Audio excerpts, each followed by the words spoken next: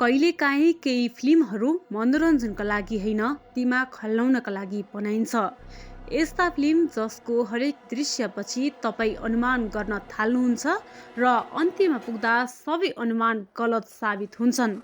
आज हामीले ल्याएका छौँ the south Indian suspense thriller चलचित्र जसले तपाईँलाई अन्त्यसम्म बाँधेर राख्नेछ।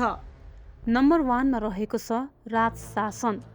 एक जवान पुलिस अफिसर एक खतरनाक साइको किलरसँग जुझ्छ। किलरका चालहरूले पुलिस र दर्शक दुवैलाई चुनौती दिन्छ। फिल्मको प्रत्येक दृश्यले तपाईँको सास रोक्नेछ। सेकेन्डमा रहेको छ हिट द फर्स्ट केस। यसमा एक पुलिस अफिसर हराएको युवतीको खोजी गर्छ। कथा अगाडि बढ्दै जाँदा नयाँ रहस्य खुल्छ।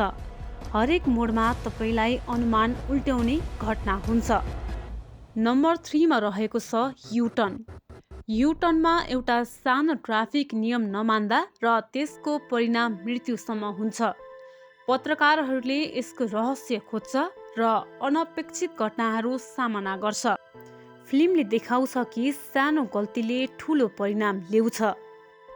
युटर्न पछि अर्को रहेको छ धुरुबङ्गल 16। यसमा एक रिटायर्ड पुलिस अफिसर पुरानो केस सम्झन्छ। हरेक पात्र शङ्कास्पद देखिन्छन्।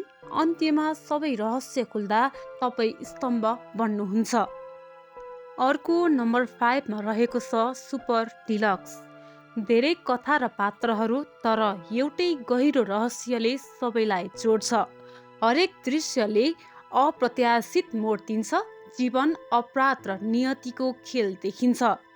सुपर डिलक्स पछि अर्को रहेको छ अन्जाम पथिरा। अन्जाम पथिरामा साइकोलोजिस्टले सिरियल हत्याराहरूको अनुसन्धान गर्छ। हरेक हत्या योजनाबद्ध हुन्छ। हत्यारा पुलिसभन्दा एक कदम अगाडि रहन्छ।